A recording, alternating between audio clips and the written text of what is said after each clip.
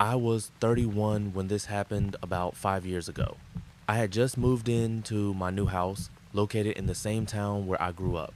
The neighborhood was mostly townhouses, but my place was one of the few single family homes. It wasn't very big. The second floor had just my bedroom and a tiny bathroom. I was living alone then, but my family was close. My brother was only about a 10-minute drive away. It was a regular Wednesday night, and I was unwinding on the couch after a long workday. I often ordered Uber Eats maybe 3 or 4 times a week, and that night I figured I'd do the same instead of running to the grocery store. I grabbed my phone, placed an order through the app, and turned my attention to a sitcom playing on the television. About 30 minutes later, my doorbell rang. I got up, stretched, and walked over to answer it. A man stood there holding my food, his grip tight around the bag. He gave a small nod as he handed it over, barely making eye contact. His eyes flicked around like he was scanning the area. I thanked him and took the bag, but before I could close the door, something caught my eye, another figure lingering at the end of my walkway. He stood still, his head tilted down. But then he suddenly lifted it and stared directly at us. A weird feeling settled in my stomach. That's when I noticed there wasn't a car nearby that seemed to belong to the delivery guy. Most drivers would park in the driveway or at least on the street in front of the house. It felt off, but I brushed it aside and shut the door. Maybe it was just a friend waiting for him. None of my business, I told myself. I walked back to my couch, setting the food down on the coffee table. But after about 5 minutes, something kept nagging at me. I got up and went to double check the lock on my front door. Curiosity got the better of me, and I peeked through the blinds. They were still there. Now they had moved onto the sidewalk, standing close together, talking. My stomach clenched. There was no reason for them to still be hanging around. I hesitated, my mind racing.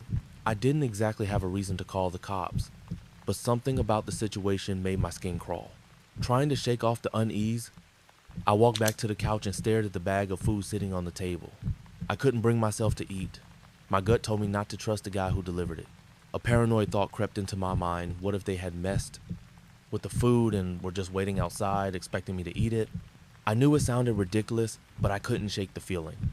The food just sat there, untouched. About 30 minutes passed, and then a sudden heavy knock echoed through the house. I froze.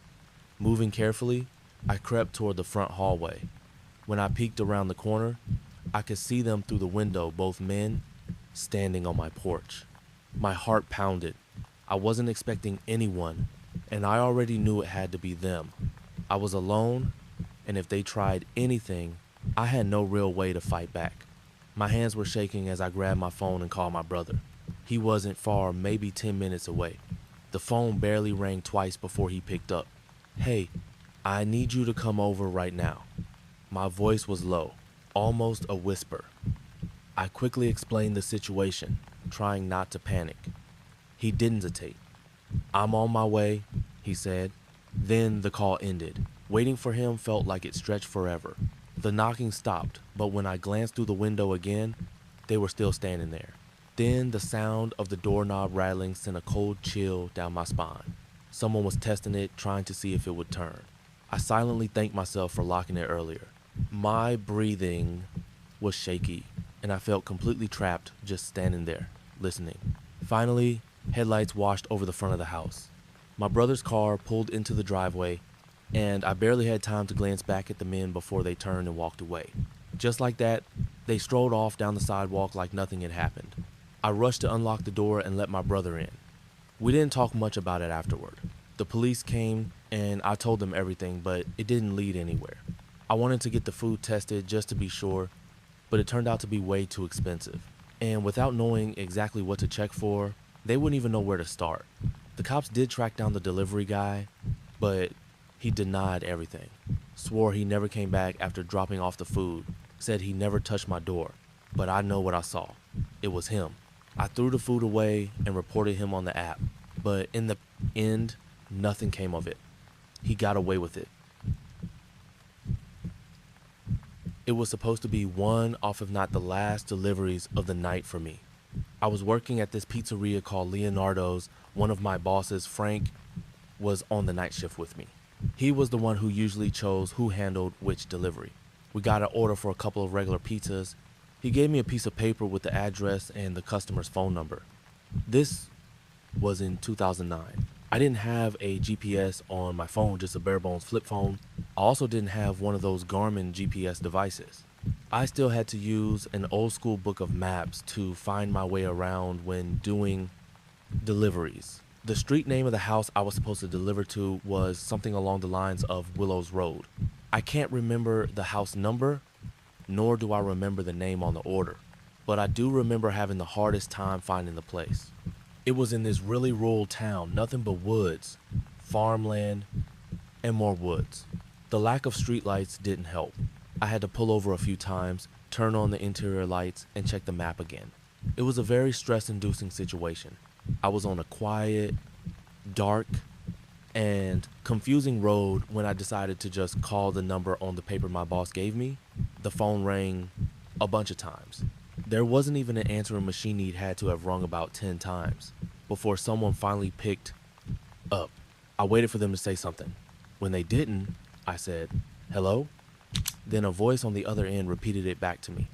"Hello." It was a low, deep, yet soft voice. I said, "This is the pizza guy. I'm just having a hard time finding your place." He explained that his driveway was easy to miss, just a dirt trail. He talked in a very slow, monotone voice as he described the surroundings to help me find it. Eventually, I did. I turned my car onto this narrow dirt path. Definitely easy to miss. It took about 30 seconds of slow, careful driving before I saw a small, one-story house come into view. There was a faint orange glow coming from one of the windows. I parked next to the only other vehicle in sight, an old jalopy of a pickup truck. I grabbed the 2 pizzas from the passenger seat and walked to the front door. There wasn't a doorbell, so I knocked. I heard muffled music from inside. Then footsteps approached the door, then stopped.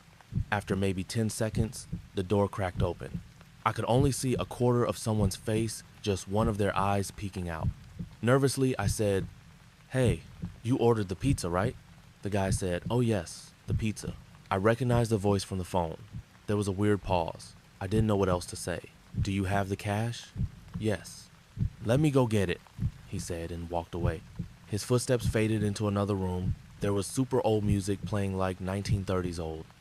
It was coming from a vintage record player, the kind with the big horn-shaped speaker on top. Everything I could see inside looked ancient. Metal sheets covered parts of the floor, probably where it was caved in. The furniture looked like it belonged in a museum. And then the smell. It smelled like death in there. I waited and waited. It started to feel weird. I knocked again on the open door and said, "Sir?" The man's voice came from another room. "Yes. Would you mind coming into the kitchen, please?" My coworkers and bosses always advised against going inside someone's house. That advice felt especially important now. I said, "Can you repeat that?" He did. "Can you come to the kitchen, please?" I stepped inside. Honestly, it felt like my feet were going to crash through the floor. The wood actually sank a bit under me. The house was very linear, straightforward in layout. To the right was the kitchen, where the voice was coming from. To the left, a narrow hallway with several doors lining the right side. At the end of the hallway was a man with his back to me, slowly dancing. The creepiest kind of dancing, and not like confidence. I mean, he was literally feeling his own body as he moved. It was disturbing. In any other setting, I'd laugh, but in that moment, I felt something close to panic. Still holding the pizzas, I turned toward the kitchen, and that's when I noticed him again. The same man, his face peering around the edge of the wall separating the kitchen from the living room. Just one eye. Again, that exact quarter of a face view. The only thoughts in my mind were, what the hell? Should I just leave? I repeated myself, "Do you have the cash?" No response. Just this low, subtle sound somewhere between a giggle and a groan. Then, suddenly, he shouted, "Randall!" The tone was totally different, sharp, loud, and commanding.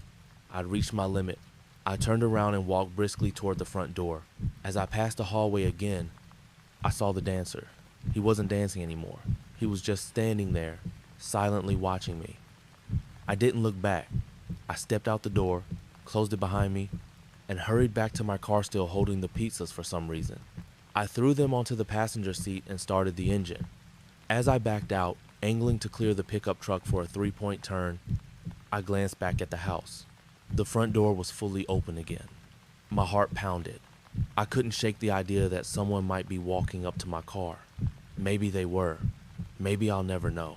I managed to get back, down that dirt driveway and onto the main road. I called Frank and told him everything. When I got back to the pizzeria, everyone had already left. Frank wasn't mad. They all laughed when I told them the story. And sure, I get how it might sound funny, but in the moment, it wasn't. Whatever was going on in that house wasn't normal. And I don't think they ever intended to buy pizza. Even now, I still have dreams. I'll be walking through a hallway, and suddenly I'll see that man's face peeking around the corner again. After that night, I never stepped into anyone's house while delivering ever again. It was sometime in the fall of 2016 when this happened. Back then, I was working as a pizza delivery guy.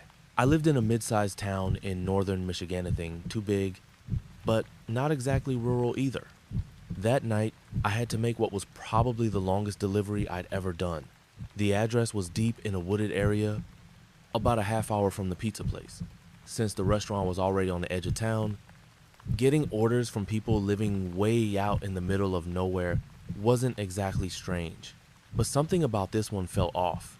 When I finally arrived, the house looked like it had been abandoned for years.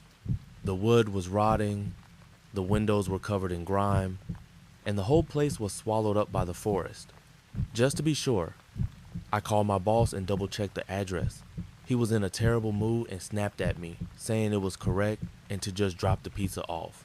Not wanting to piss him off more, I took a deep breath and got out of the car. There was no doorbell, so I knocked loudly, waiting for any sign of life inside. Nothing. I knocked again and called out, letting them know their pizza was here. Still nothing. I was about to give up and head back when I caught movement from one of the windows. Someone was there, barely visible behind the dirty glass. Then I saw Themia's locked onto mine, staring in a way that made my stomach twist. They didn't blink, they didn't move, just watched. I stood frozen for a few seconds before my body kicked into gear, and I dropped the pizza right there on the porch. I sprinted to my car, heart hammering. My hands were shaking so badly that I had to turn the key 3 times before the engine finally started. I had barely driven a few yards when the car lurched violently. A loud, grinding screech filled the air, forcing me to slam on the brakes. Dread pulled in my stomach as I stepped out to check what had happened. The second I saw my tires, my blood ran cold. Every single one had been slashed. My mind raced. Who the hell did this? The only person I'd seen was that thing in the window. Swallowing my panic, I scrambled back into the car and grabbed my phone. Hands trembling, I dialed 911. I tried to explain everything as clearly as I could, my voice shaking the whole time. The dispatcher told me officers were on their way but said it could take around 30 minutes for them to get there. My stomach dropped. That felt like a lifetime. I asked her if I should stay in the car or try to run, and she calmly told me it was safer to stay put. I clung to that advice, gripping my phone like a lifeline while I kept my eyes locked on my surroundings. But nothing could have prepared me for what happened next. I glanced up at my rearview mirror, just doing a quick scan behind me, and that's when I saw him, the man from the window. He was now standing in the middle of the road, directly behind my car. His eyes, impossibly wide, stared straight into me like he was trying to see through my skull. And then, almost as if he knew I was watching, his mouth stretched into a slow, twisted grin. Something inside me snapped. I threw open the car door and bolted, my only thought being to get as far away from him as possible. I didn't care where I went. I just ran. My feet pounded against the forest floor, branches tearing at my clothes, my breath coming in short, painful gasps. When I physically couldn't run anymore, I collapsed behind a fallen tree, pressing myself into the dirt and leaves.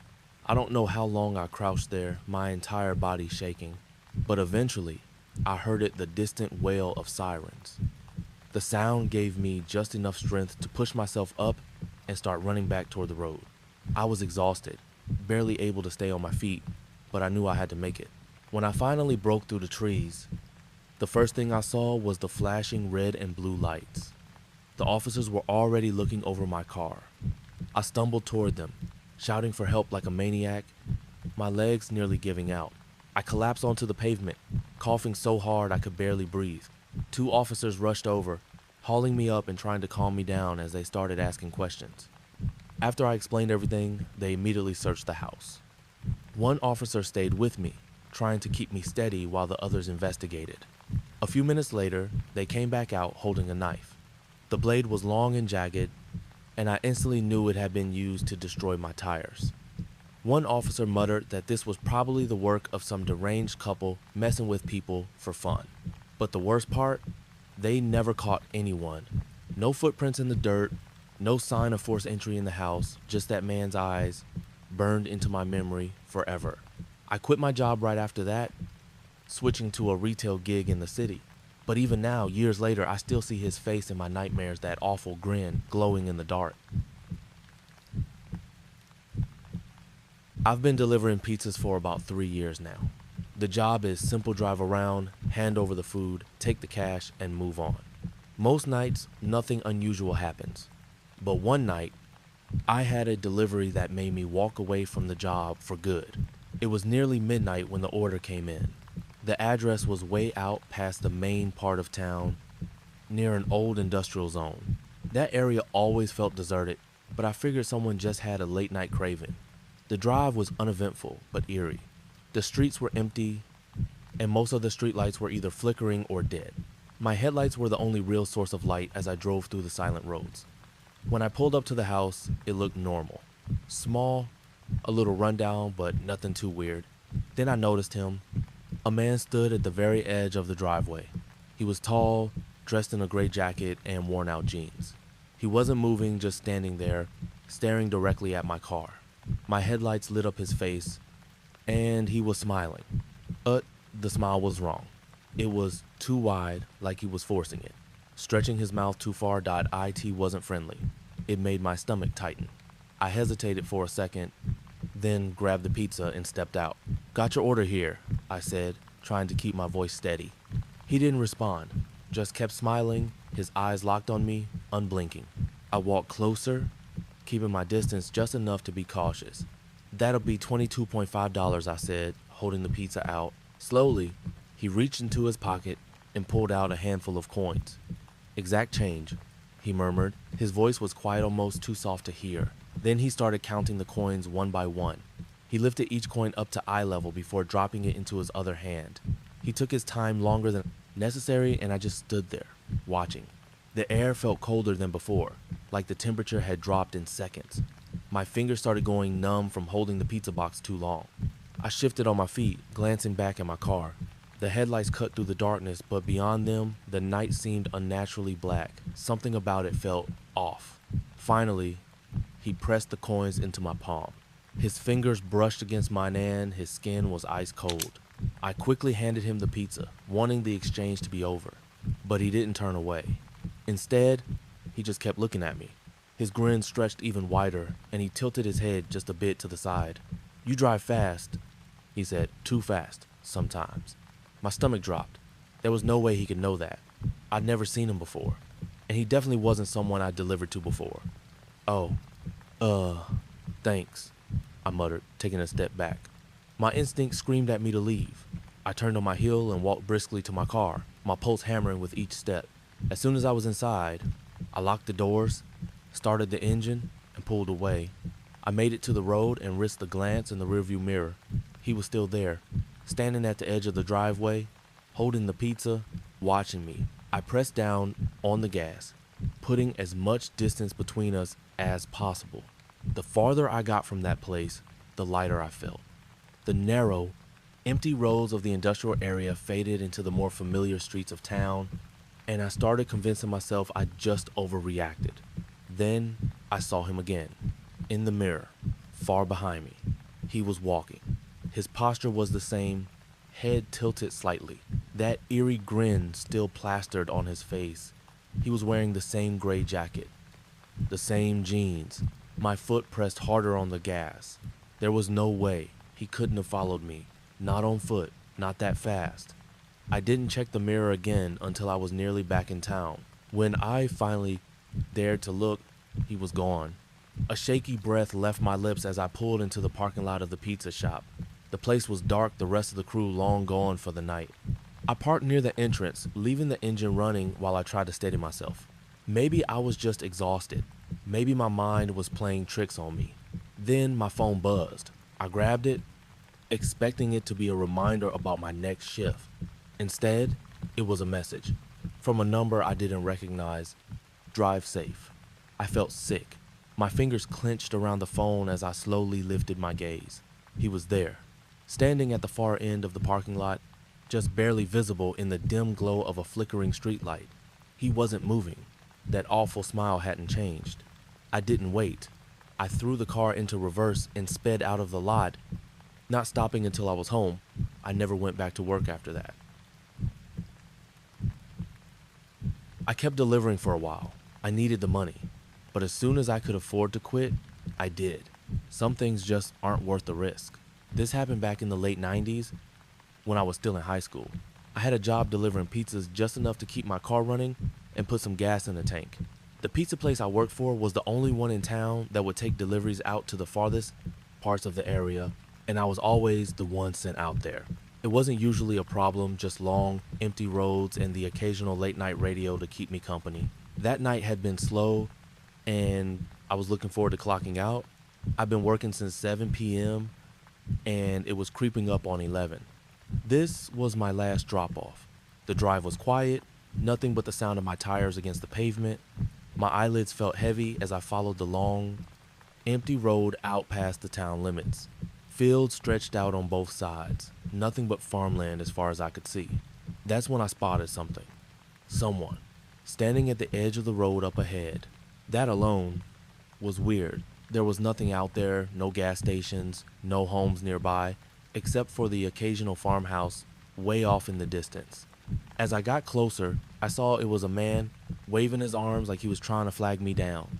I slowed the car a little, squinting to get a better look. I didn't know him. He looked rough, clothes all torn up, hair a mess, like he'd been out there way too long. He stepped closer as I rolled to a stop and I hesitated, fingers gripping the wheel. "Hey man, please," he said, his voice unsteady. "Can you give me a ride? I've been walking forever and I just need to get out of here." His hands trembled slightly, whether from cold or nerves. I couldn't tell. My gut twisted. I'd heard enough stories about people getting picked up by the wrong stranger and never being seen again, but at the same time, he didn't look threatening, just exhausted. Desperate, even. I didn't like leaving people stranded, especially on a road like this in the middle of nowhere. But I wasn't stupid either. This was the 90s, and not a lot of people carry cell phones. If something went wrong, I'd be completely on my own. "Sorry, man," I said finally, trying to sound as sorry as I felt. "I can't give you a ride, but if you need help, I can call someone when I get back to town." The guy's expression shifted. At first, he looked disappointed. Then something else flickered across his face, and just like that, his whole demeanor changed. His whole vibe changed. He wasn't begging anymore, just standing there, watching me. Something about it made my skin crawl, but I tried to shake it off. I pressed the gas and kept driving, glancing in the rearview mirror as I left him behind. A part of me felt bad, but the other part knew I'd made the right call. It wasn't worth the risk. By the time I got back to the pizza shop, I still couldn't get the guy out of my head. I told my coworkers about him, how he was just standing out there waving me down, looking completely worn out. I explained that I offered to call someone for him, but he said no. My manager's face darkened as he listened. He told me we needed to call the cops. People could freeze to death out there overnight, and if this guy really was in trouble, we couldn't just ignore it. I agreed, even though I still had this uneasy feeling in my gut. We made the call and gave the cops a description of the guy. They said they'd send someone out to check the area and make sure he was okay. I felt a little better after that, like at least I'd done something. After my shift, I went home, exhausted but unable to shake the weird feeling in my chest. I told myself I'd probably never hear about it again. The next morning, my phone rang early. It was my manager. His voice was tense. The police called back, he said. They found the guy. I sat up, heart pounding. He's in custody, my manager continued. Turns out he's wanted for a bunch of stuff, kidnapping, attempted murder. They need you to come down to the station and confirm it was him. The phone slipped from my hand. I had to take a second to breathe before picking it back up and telling him I'd go. When I got there, they showed me a picture. It was him. I almost let that man into my car. I almost gave him the perfect chance to hurt me with no one around for miles. No way to call for help. Even now, after all these years, I think about that night whenever I drive down a dark, empty road. I wonder what would have happened if I had made a different choice. The thought still sends chills down my spine. It was just luck that I trusted my Guru reminder that no matter how harmless someone looks, you never really know what they're capable of. I'm currently 20 years old, although at the time of the story I was 19. I live in Newark, Delaware, usually small and quiet town. That is, until college season rolls around in the fall and spring. Newark is home to the University of Delaware, which is a large and widely respected school in the U.S. It also has a reputation for being a big party school, so when the college kids arrive, things get a lot more lively. Anyway, I work as a bicycle delivery guy at Jimmy John's a job I still have as of telling this story. This event took place during a Tuesday or Wednesday night in the spring. It was either late April or early May. I can't remember exactly. It was my typical 7 p.m. to 2 a.m. shift. The Jimmy John's I work at is open until 2 on the weekdays and 3 on the weekends. This means we're one of the few places still open in town aside from the bars, so a lot of drunk college kids storm the place wanting to order. Needless to say, it gets pretty hectic. Deliveries will pop up like crazy, to which did get very annoying, but it meant a lot of tips, so I always put up with it. This was my last night working the shift, and just as 2 a.m. was about to roll around, one last delivery came in, and I was next in line to take it. This annoyed me, as I just wanted to end my shift and go home to get some sleep. I sucked it up and took the delivery since I didn't have a choice. I knew the street by heart and knew where to go immediately. I should mention, the only reason we do bicycle deliveries is because the roads tend to be busy sometimes during college season, so using bicycles sometimes allows us to do deliveries faster. I rode my bike as fast as I could to the house in less than 10 minutes. I knocked on the door loudly, but there was no answer. I knocked again, louder this time. Still nothing. I became a little pissed when I remembered if someone didn't come out, I'd have to take the order back to the store, meaning this delivery would seriously be wasting my time. I called the number on the receipt, but no one answered. I was getting ready to call the store when I first heard rustling sounds coming from some bushes directly across the street from me. I figured it was probably the wind, but decided to look anyway. When I did, I felt my stomach drop as a strong sense of dread flowed through me. I saw the dark figure of a person directly across the street from me in someone's yard, crouched behind a few bushes. And even though I couldn't make out any facial features, I knew that he or she, though I figured it was a he, was looking right at me. My heart was racing, but it didn't seem like he noticed that I noticed him. I pretended not to see him and knocked loudly on the door again. Still, there was no answer. I began to grow more and more panicked, wondering whether or not this could be a trap. I did a quick glance, and the person was still crouched behind the bushes watching me. I just wanted to get the hell out of there. So I decided to just continuously knock on the door as loud as possible until someone answered. It felt like hours that I was knocking, but eventually someone stumbled out from one of the rooms and sluggishly answered the door, sounding pissed. When I told him about the order, he told me that he didn't order, so that it was probably his roommate instead. To my misfortune, the person who actually ordered was upstairs in his room, passed out drunk. How he could have passed out so quickly after he ordered is still beyond me. The guy went upstairs to try and get him. Not even a minute after he went upstairs, I suddenly heard more rustling and did a quick glance back. When I did, I noticed the man had moved a little closer, probably to get a better view of me. I could tell he was still watching me. My fear intensified. I almost wanted to come inside to get away from the man watching me, but I figured he'd steal my bike, meaning I couldn't do my job anymore. Plus, I didn't know if this person was armed and if he would actually try something if I went inside, which would put the two of them in harm's way. Luckily, he was only upstairs for a minute. He said his roommate's door was locked and that he wouldn't answer the door when he knocked. At this point, I really wanted to get out of there, so I told him he could sign for his roommate's order. He hesitated at first, since there wasn't a tip charged to the order, but a tip was the last thing I was thinking about at this point. I insisted over and over, and eventually he signed for his roommate. I handed it to him and gave him a quick thank you. When he shut the door, I hurried to my bike and hopped on, ready to get the hell out of there. But just as I put the kickstand up, I heard the man suddenly lunge out from behind the bushes. I quickly turned to my left and saw that man was now dashing toward me. I was able to see he was wearing what looked like jeans, boots, and a black hoodie with the hood over his head, and what I think was some sort of mask on his face. I could only see his eyes, and although I'm not 100% on this, it looked like he was holding a blade in one of his hands. I knew I had to act quick. I couldn't bang a U-turn because he'd probably catch me before I could get away. To make matters worse, all the surrounding streets led to dead ends. My only chance was to head to a bike trail that was nearby. Even though it wasn't lit up and I didn't have a light on my bike, I knew it would be my only chance. I pedaled faster than I ever had before onto the pitch black trail and rode it, all while looking out for shadows and listening for footsteps. Luckily, the trail wasn't long and I knew it by heart. Still, I was extremely paranoid by this point and got startled whenever I heard any noise at all. I didn't see the man while I was on the trail, however, and I made it back to the store safely. I was hyperventilating like crazy as I tried to wrap my head around what the hell just happened. I didn't tell my boss or coworkers, nor did I call the police since I didn't get a good look at the man. I simply got my stuff, clocked out, and went to my car putting my bike in the trunk.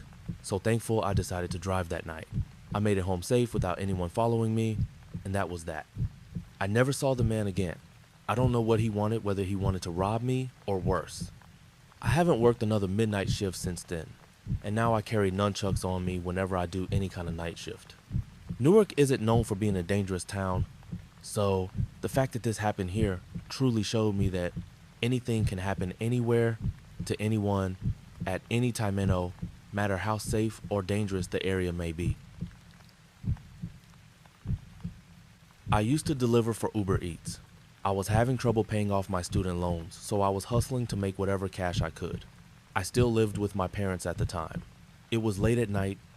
I was picking up an order from some fast food place in Wilmington, North Carolina, and delivering it to a house about 20 minutes away. I often did late night deliveries and Uber rides because the pay was higher and I could bang out more deliveries and rides without traffic. I was already en route to the address, leaving the more populated residential area of Wilmington and heading toward the quieter part with all the forests and farms. Most of the roads over there were pitch black and void of any other cars at that late hour. I turned off the main road onto a side road with a dead-end sign. This was the road the directions were taking me where the address was. I was brought to the last house on this road. The lights in almost every little house along the stretch were off. It was just pitch black even in the house I was supposed to be delivering the food to. I had to keep my car headlights on just to see and to make sure I didn't trip on anything. I was also using my flashlight on my phone to navigate my way to the porch. I'm not lying when I say there was not a single light on. I even felt the overgrown grass rubbing against my shins as I walked to the front door. This didn't feel right. I pressed the doorbell button but didn't hear a ring, so I knocked. The customer had their delivery preference set to contact delivery, which means I'd have to physically hand it off to them. I messaged the customer that I was at the front door and asked them to confirm the address. He read it right away and responded, "Give me a second." I replied, "Okay." He read it. I waited in the dark, looking at the windows of the house, waiting for a light inside to turn on. I was thinking, there's no way this is the right house. I followed up again, asking him if he could type out his address. He started typing. It took a while before he sent a message saying, "I see you. You're at the right house." The next thing I realized was that there were no cars anywhere. This was making no sense. I asked the customer to confirm what kind of car he sees outside. He replied that he sees my light. Well, that pretty much confirmed I was at the correct address, but it didn't make this any less sketchy. I started to inch away from the door to the house just because I didn't want to be standing right in front of it when they opened it. But the door never opened. No matter how many times I messaged the customer on the Uber Eats app, I was starting to suspect this was some kind of scam to get free food. Then I heard a voice come from outside in the darkness surrounding me. It was a male voice calling, "Over here." I started to wave my flashlight all over the place, trying to reveal whoever just said that. I said out loud, "I'm leaving the food on the front porch. Over here." I didn't know who I was talking to, nor could I see them. I was terrified I was about to be attacked, so I walked back to my car, not trying to draw attention by running. When I got to my car, I heard a distinct air leaking sound that I immediately recognized as the sound of air leaking from a slashed tire. I took a look and saw that both the tires on the left side of the car were slashed and leaking air. I could only assume in the moment that the two tires on the right side had also been slashed. I got into the car and locked the doors. First thing I saw, all four tires showed low tire pressure warnings on the dash. Panic started to set in. I was deciding whether to call the police and wait in the car, or make a run for it into the dark toward a nearby house. I was about to pick the second option. I turned off the headlights and was about to get out of the car, but then I noticed someone standing outside my window. I screamed my soul out, and then I realized there were at least 4 people standing outside of my car, one at every window. They all had masks covering their faces. I was surrounded. One of them yelled at me to get out of the car now. I didn't know if one of them had a gun or not, and I knew that if they did, by the time I turned on the car and tried to drive away with 4 flat tires, I'd be shot dead already. I yelled through the window, asking if they were just looking to rob me, and one of them said if I gave them everything on me, they'd let me go. I agreed to do so and unlocked the door. The second I did, the guy outside my door opened it and forcefully pulled me out. At this point, I was beaten and kicked by at least 3 of the guys. They grabbed everything off of Mimi's smartwatch, my shoes, my wallet, my phone, and even some things out of the glove compartment. I was left on the ground as however many men there actually were ran away into the darkness. I was alone. I blacked out from here, and the next thing I remember was waking up probably half an hour later, still lying on the grass next to my car. They'd even stolen my keys. I managed to get up and navigate to the nearest source of light I could find in the distance, which was a small house up the street, closer to the main road. I rang the bell a few times until someone answered through the closed door. I said I'd been injured and robbed and needed to use a phone. Luckily, the woman was willing to help and allowed me to call the police, then roadside assistance to have my car towed. Lastly, I called my dad. After the police showed up, I was taken back to my car. They did a short investigation and took as much information as I could give them. After my car was towed away, my dad came to pick me up and bring me home. My phone's last location was down the street from the incident, and it hadn't been turned on since the night before, meaning they probably destroyed it. The next day, I gave more information to some detectives regarding my Uber Eats account, and they were rather quickly able to trace the customer account back to a guy named Logan, who, long story short, allegedly lost his phone and wallet, and whoever found or stole them was the one to call the Uber Eats delivery with the intention of robbing me. Basically, what I'm saying is, whoever did this to me got away with it. The house where they set this up was a vacant house for sale. My car tires were covered by insurance, but everything else I ate the loss on. This was a painful and expensive but also valuable lesson. To not be so naive ever again in a situation like that. I stopped deliveries for a few months, then eventually went back to doing daytime deliveries,